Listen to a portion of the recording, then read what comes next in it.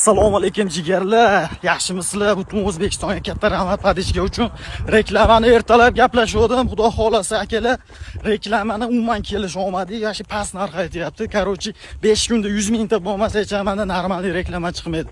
Reklama qiladigan ehsonga birodarlar bo'lsa, shunday reklamaga chiqinglar, normal reklama bo'ladi. Prosmotriga kelishamiz, xudo xolasa 100 mingtaga $100, xudo xolasa o'zimcha o'ylab turibman, yana kelishamiz. Kommentariyada yozasizlar. Hech pul qilishimizni reklamani akalar, xudo xolasa reklamani olayotgan jarayonimizni qo'yamiz. Nech pulga dogovor qilganimizni qo'yib turib, shuni hammaga tarqatib beraman. Kommentariyada faol bo'lasizlar jigarlar. Xudo xolasa bugun nima qiynalib ketdi.